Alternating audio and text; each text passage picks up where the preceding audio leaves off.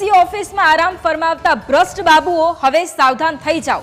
ન્યાયપાલિકા અને સરકાર ભ્રષ્ટ બાબુઓ સામે હવે એક્શન મોડમાં જોવા મળી રહી છે। ભૂતકાળમાં કરેલી મોટી ભૂલનો હિસાબ હવે આપવો પડશે। હવે ભ્રષ્ટાચાર કર્યો તો નહીં બચી શકે આ બાબુઓ। હવે એક બેદરકારીનો અધિકારીઓ પાસેથી હિસાબ લેવામાં આવશે। હરણી બોટ દુર્ઘટનામાં ન્યાયપાલિકાએ એક મોટો દાખલો બેસાડ્યો છે। હરણી બોટ દુર્ઘટનામાં 2 પૂર્વ કમિશનર સામે કાર્યવાહીના આદેશ પણ આપવામાં આવ્યા છે। તો આજ મુદ્દે સંવાદદાતા જયેશ અમારી સાથે લાઈવ છે। જયેશ, કેટલાય સમયથી જે ભ્રષ્ટ બાબુઓના અનેક કિસ્સાઓ સામે આવી રહ્યા છે, અત્યારે હવે સરકાર પણ એક્શન મોડમાં છે અને ન્યાયપાલિકા પણ એક્શન મોડમાં છે। શું વધુ અપડેટ, કઈ રીતે આ તમામ સામે કાર્યવાહી થશે?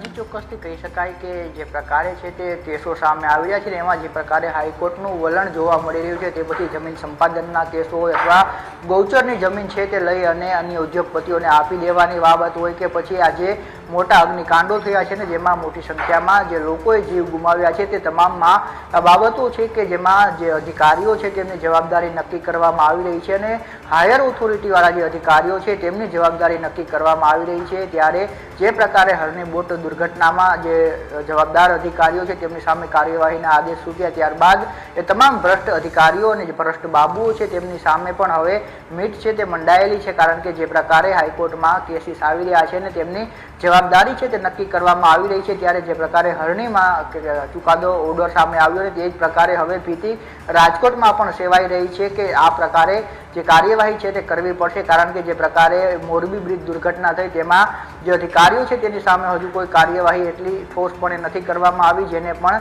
સંજ્ઞાન છે તે લેવામાં આવ્યું છે। જે તે સમયે સુનાવણી થઈ ત્યારે પણ હાઈકોર્ટે આ પ્રકારની ટકોર છે તે કરી છે ને જે પ્રકારે રાજકોટ સમયે જે ફેક્ટ ફાઇન્ડિંગ કમિટીનો રિપોર્ટ રજૂ કરવામાં આવ્યો ને એમાં મનપા કમિશનરની જવાબદારી નક્કી કરવામાં આવી। ટેકનિકલ ઓફિસરો અને ફાયર ઓફિસરો ઉપર સમગ્ર દોષનો ટોપલો ઢોળી દેવામાં આવ્યો। ત્યારે પણ હાઈકોર્ટે ટકોર કરી હતી કે મનપા કમિશનર જ હાયર ઓથોરિટી છે ને તેમની જવાબદારી આ મામલે બને છે। તમે જે ફેક્ટ ફાઇન્ડિંગ કમિટીનો રિપોર્ટ આપો છો તેનો નિર્ણય છે તે સરકાર કરશે, પરંતુ તમે અમને એ જણાવો કે જે મનપા કમિશનર છે તે શા માટે જવાબદાર નથી। જે પ્રકારે હરણીમાં આદેશ આવ્યો તે પ્રકારે આગામી સમયમાં જ્યારે 25 તારીખના રાજકોટ મામલે સુનાવણી હાથ ધરાશે ત્યારે પણ એ પ્રકારના જે નિર્ણય છે તે સામે આવી શકે છે અને તેને લઈને જે અધિકારીઓ છે કે જેમણે ભ્રષ્ટાચાર આચર્યો છે તે પછી ટીપીઓ સાગઠિયા હોય કે એ પ્રકારના તેમના સમકક્ષ જે અધિકારીઓ છે તેમની સામે પણ હવે જે કડક કાર્યવાહી છે તે સરકારને કરવી પડી રહી છે। કારણ કે ન્યાયપાલિકા હવે આ મામલાઓ કે જેમાં લોકો છે તે જીવ ગુમાવી રહ્યા છે તે મામલે ખૂબ જ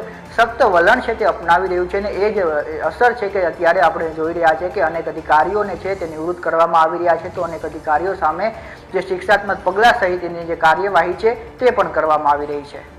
બિલકુલ, આભાર જયેશ તમામ જાણકારી માટે।